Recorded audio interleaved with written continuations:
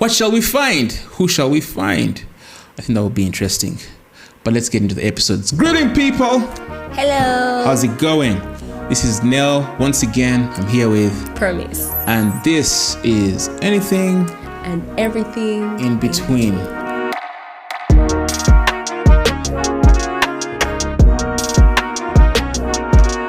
Promise.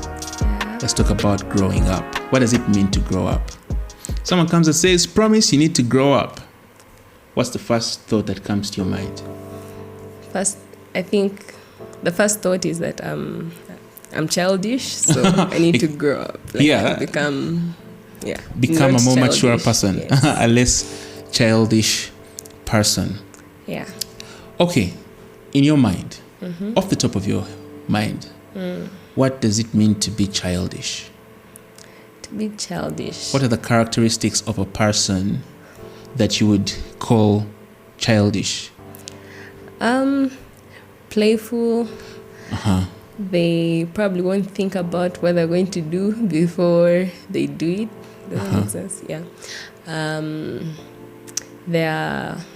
They just don't care about who sees who. There's an indifference to like people's opinion. Yeah. A little bit of that. Playful. So let's talk about that. Being playful. Is being playful such a bad thing? No. Okay. Just you're playing the right time. Like Playing you the can't right be playing all the You time. can't be playing all the time. Yeah. Oh my gosh, have you met me? I'm playing all the time. I guess you can call me perpetually childish. Yeah. Proud to be perpetually childish. I also think to a certain extent, Yeah. childish people are people that are what's the word? I'm looking for another word. It's not ignorant, but it is naive. Naive, yeah. Yes, a naive person Yeah. can be called childish. Yeah. And the more we talk about what it means to be childish, the more I'm thinking it's kind of nice to be childish. Yeah. Because a person who isn't naive or who doesn't embrace a certain level of naivety Yeah. will walk into a lot of conversations as a know-it-all Yes. or as overly cautious. Yes. I don't think it's bad to be cautious, but I think it's troublesome to be overly cautious. Yeah. What do you think? I think so too. Are you a cautious person? Yes. Why? Okay, what situations? There was a problem with that question? Yeah. Let me rephrase. Okay. All right. Okay, what situations do you find yourself in where you need to be particularly cautious? Let me say, like in places with many people, like I want to like to show a good image of myself. Okay, Like, so you're keeping up appearances. yeah. But is it real? Yeah. Would you call that an authentic expression of yourself? Well, not really. No. Okay. So, are you saying that a cautious person is also pretentious? I'm very excited about the amount of English we're using here today. Our English Well. teachers will be proud. Wow. We took the language seriously. A cautious, but well. Is that a true statement? Is there some truth to it? Yes, I think half of it can be true, it could be wrong. Someone could be cautious and authentic, and then cautious and pretentious. Yeah. I feel like you haven't said anything, but we'll take it. Okay. Yeah. Some causes for caution. One, I think it's good to be cautious because not everyone presents themselves with integrity. That is to say, there are some people that are out to get you. Their intention is purely evil, and you need to be cautious to differentiate and hopefully, know that, okay, this sounds like a dangerous situation, or this person Yeah. seems to have really bad intentions. I think there's cause for caution there. I have Yeah. kids, and in choosing what schools they go to, there's a bit of caution in that equation. Who are they hanging out with? Yeah. I think there's cause for being cautious. Yeah. What I'm talking about is being overly cautious, where you are inherently suspicious of everyone and everything. Nothing is good unless it proves itself. Yeah. Is that a good thing? Is that a healthy way to live? No. I don't know. I think there's always room for invitation. But let's talk about growing up. Growth. What does it mean to grow? What does it mean to be growing? Who qualifies to be described as a person that is growing? Well, I think that comes with like positive change. Like if you're changing positively. Give me an example of positive change. For example, let me say if I was learning to to play the guitar. Okay. Yeah. And if I get better at it, that's like I've That is grown. growing. Like You've grown. yeah, I don't know if it's really If you right. if you met a Christian person like yourself, yeah. or an adult, a Christian adult, and you say, man, you've really grown. What are the things you're looking at in their lives to be able to make that kind of comment? Man, you've really grown. Maybe the way they speak, how they see things, like their perspective of life. Yeah. Yeah. For sure, speaking is not easy. Yeah. A lot of people struggle with words, and it takes quite an amount of growth to have some command of your language. I also think like attributes of healthy living, like their ability to be generous, can be a sign of growth. Yeah. So you've grown financially, that means you have more capacity to give, Be generous. to be generous. Their ability to lead. I have a theory that it is really difficult to grow as an adult human being without learning how to lead. That's my theory. That leaders grow, Yeah. and people who don't want to lead don't grow. don't grow. Yeah, I see it. I think responsibility catalyzes growth, and embracing responsibility can catalyze a person's ability To grow. to grow. So, Promise, how would you describe leadership? Leadership. Influence. Yeah. So leadership is just influencing someone. Yeah. Influencing people. Yeah. Okay, so for a person to take on the responsibility of influencing people, a person is taking on the responsibility of leading, right? Yes. But there is influencing people casually, I think. Yeah. For example, hey, I want to get more people following me on Instagram. And once I've reached X number of followers, now I want to get, brand deals and create the type of content that is like exciting to look at. And it's a more casual Way of influence. approach to influence. Yeah.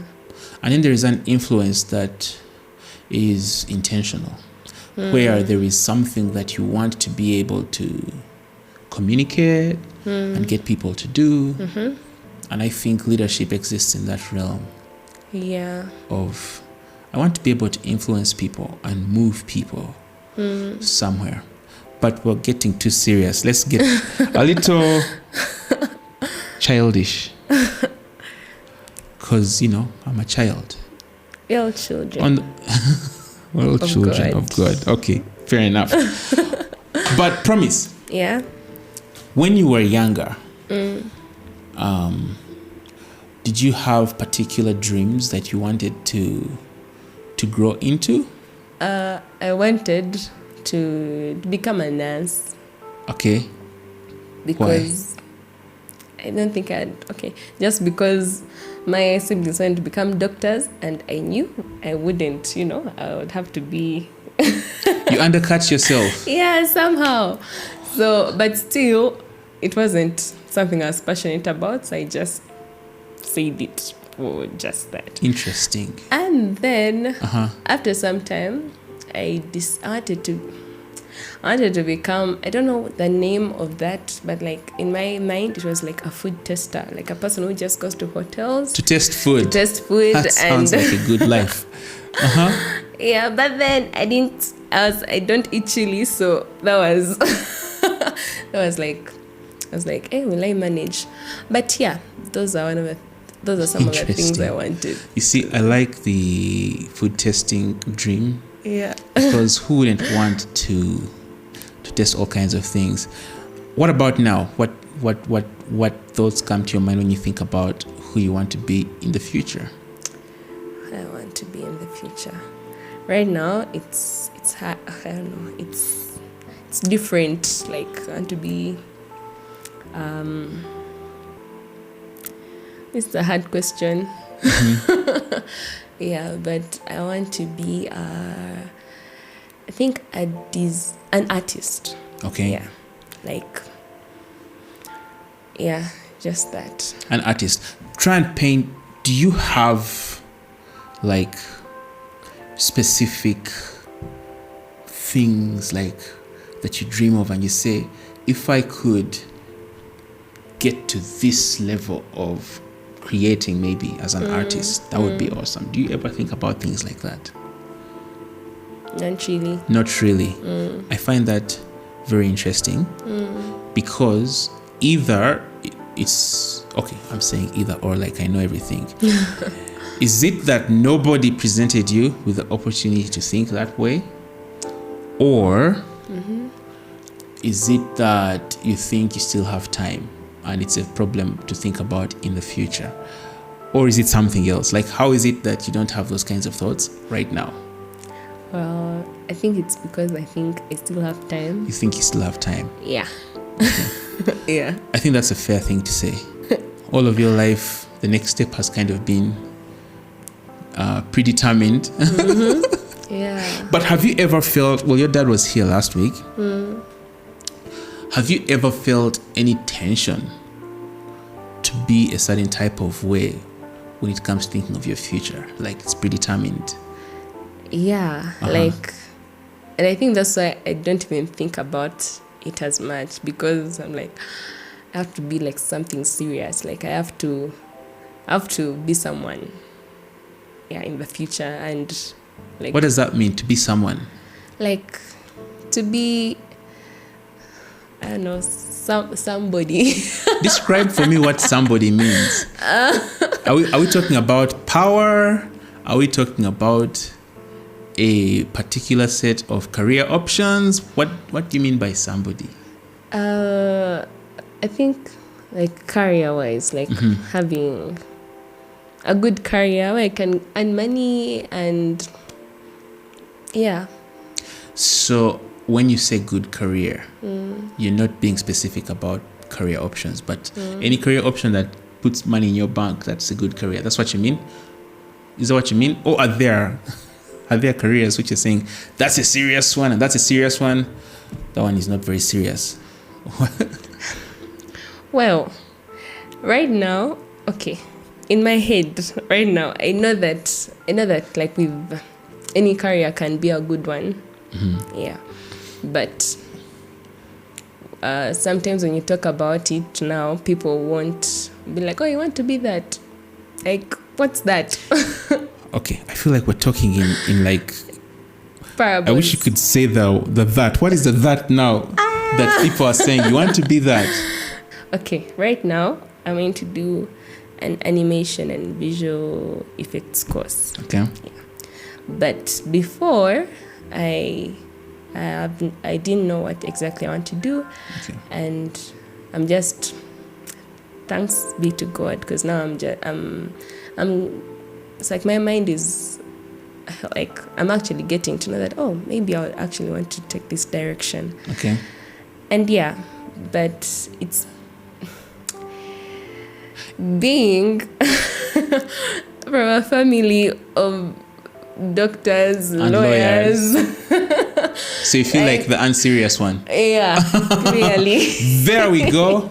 Now you've said it well. Yeah. And I'm happy that you have. Because your oldest sibling is a lawyer, right? Yeah, yes. And then you have 2 doctor siblings. Yeah. And then there is you.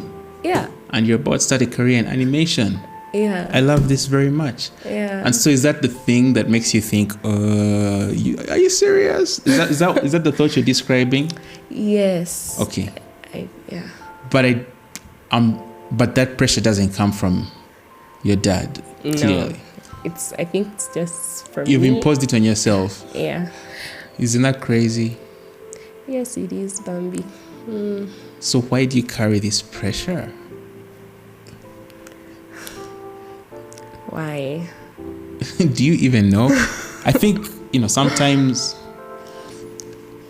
we do that to ourselves. There's a scripture in 2 Corinthians chapter 6 verse 11, I think, where Paul is talking to the Corinthians and he says, look, we did not withhold our affection from you, but you're withholding your affection from us. And Eugene Peterson, in his translation, I don't know if you should call it a translation, it's more of like his interpretation of the scriptures.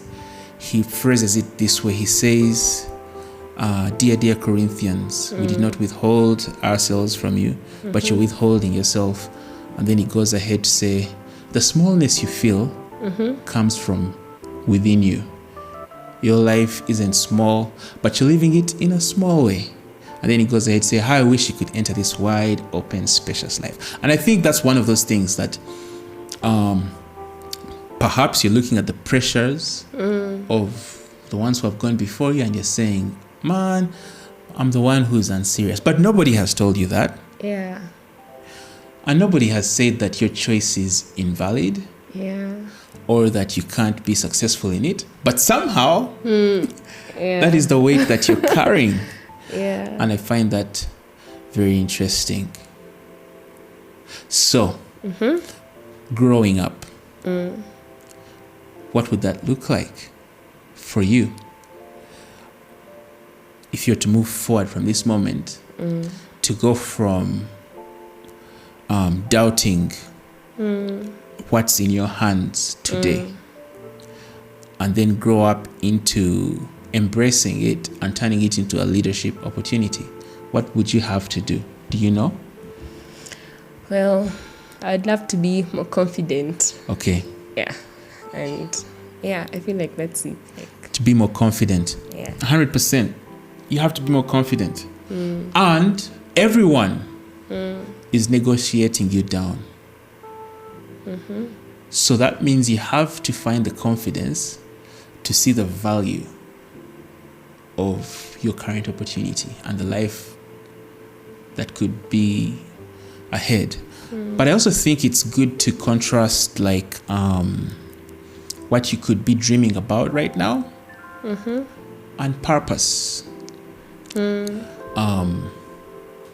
the sense that everything that you've been gifted with has a role to play in the ultimate purpose that God would like to extract from you. Yeah. If you think of it like a refinery, and you're going to be put into this chamber of formation where God is putting all the pieces that He assembled to create promise. And at the end of it, there is going to be this story that is told. This story that is told could be one of Promise's dreams, or it could be one of God at work in Promise's life. And there's a story of Promise's dreams where Promise is ambitious and she's getting what she wants done on her own terms. It satisfies her. And you build your kingdom. Come on. But then there is another story where God puts the pieces together. Yeah. And that means that everyday Promise is waking up, ready to wonder about where God's adventure is going to take her. Yeah. And now that's a different one, because now it's not driven by your dreams. It is driven by your obedience to God. Yeah. And now, because being driven by obedience to God, the different pieces of what He assembled in your creation are working together to create this thing called purpose. And you know, the Bible tells us in Ecclesiastes 3:11, God makes everything beautiful in its time, and He has planted eternity, a divine sense of purpose in our hearts. Yet nobody knows what He's doing. So we can't know. I don't think it's possible for anyone to know while it happens what that purpose is, but God knows. Yeah. But I also think that it's very possible for you to belittle the one, what God has given you. No. Because you're looking at someone else and saying, well, I don't know, maybe I'm the unserious one. It's fun being the black sheep in the family. I definitely feel like the black sheep in my family. My brothers are all engineers. Well, technically, I'm also some type of engineer, but they're more serious engineers than me. Yeah. You know, electrical and software. My gosh. And I'm here doing sound engineering. Have you seen those pictures where they be like, what my mom thinks I'm doing, what my friends think I'm doing, you know? Yeah. The number of misunderstandings, you can feel like the unserious one. And yet through it all, there's still purpose.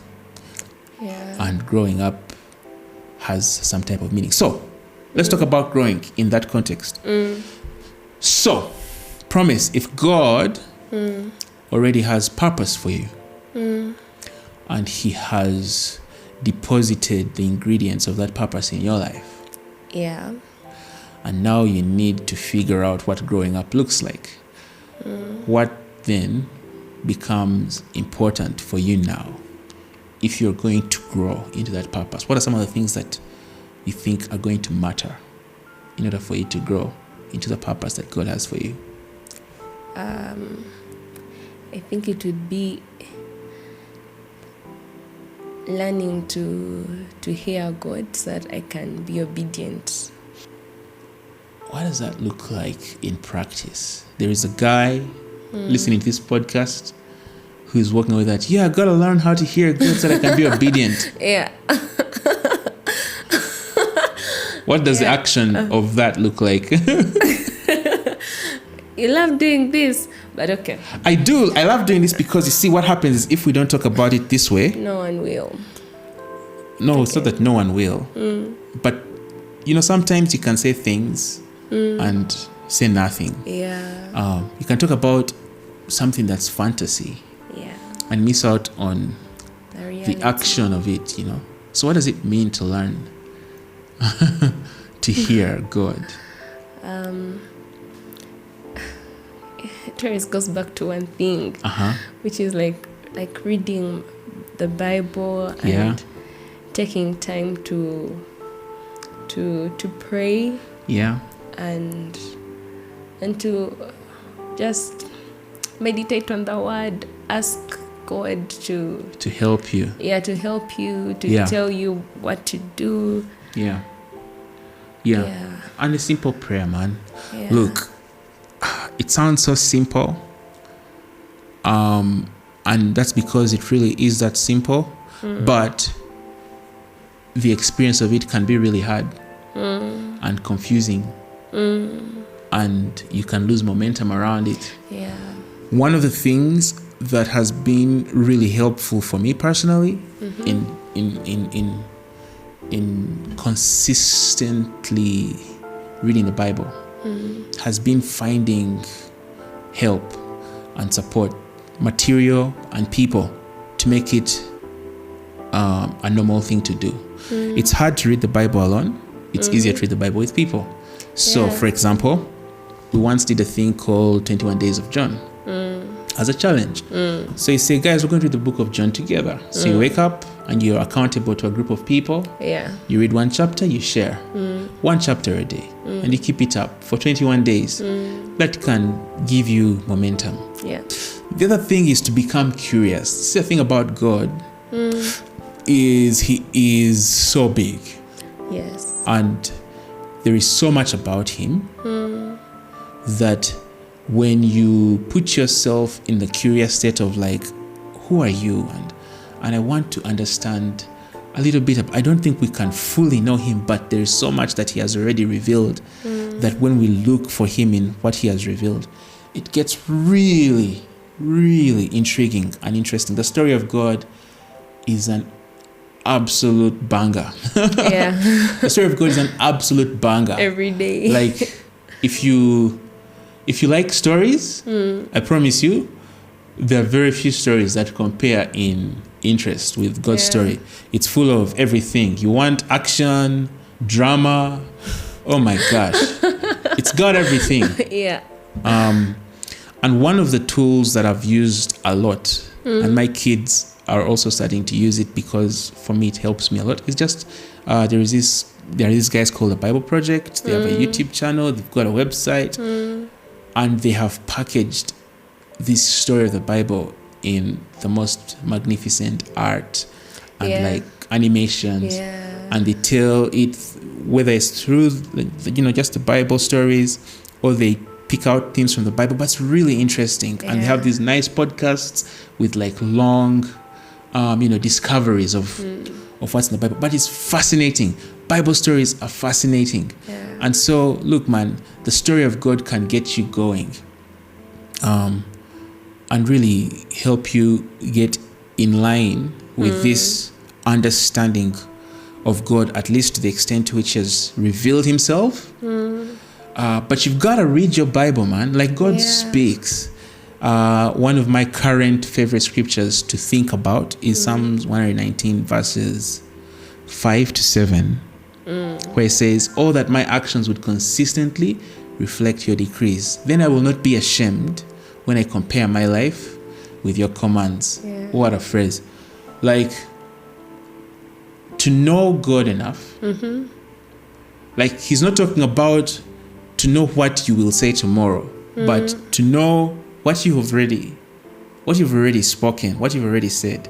Then I'll compare my life, how I'm living, to things that you have already said. And if I compare how I'm living to things that you've already said, I will not be ashamed, because I have some consistency between them. And where there are differences, then that's where my obedience needs to kick in. And then he goes ahead to say in verse 7 that as I learn your righteous regulations, your instructions for everyday living, I will thank you by living as I should.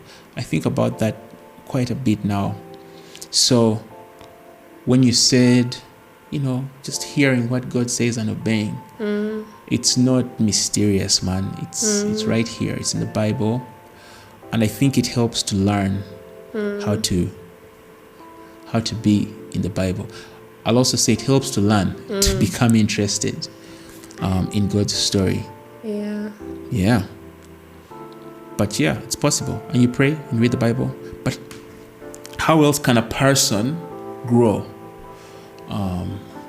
in this Christian walk? People. You've got to hang out with other people. Yes. Man, God is a social God. He's a God of people. He loves people. And he works through people. He wants us to be together as people. He wants us to help one another as people. We lie to ourselves when we think that we can have a good experience alone. Nah, that's not a good experience. You're missing it. Well, as a leader, God is going to send you to people. As a learner, God is going to send you to people. There is no version of growing in God that happens individually, alone. like alone. I don't think it's possible, because he deposits fractions of his revelation in us, and as we come together, we start to hear, oh, what? God did that in your world? He did that for you? Man, that's amazing. And then hope starts to rise in me. And then vice versa. I also tell you, man, God has been good to me, the testimony of what he's doing in my life. And now you're encouraged. God in people. Come on now. Yeah. But you know what? We've been talking for a bit. I don't know how long we've been talking for. I don't know if this is exciting stuff. Yes. But friends, let's chat in the comment section. What does it mean to grow? Yeah. What does growth look like for you? What things are you afraid of? What things are you undervaluing that you have? What dreams have you made more important than obeying God? What does it look like to grow? What does it look like I've asked a weird question, but figure out which question you want to answer. And let's talk about it. I don't know if people are able to like make comments in podcast things. I don't think so. But if you're listening to this podcast over a podcast app, let's meet on YouTube. Yeah. And talk about it from there. Right? You can find this podcast on the Collective UG Stories channel on YouTube. Yeah. Let's talk about it. Yep. Let's go.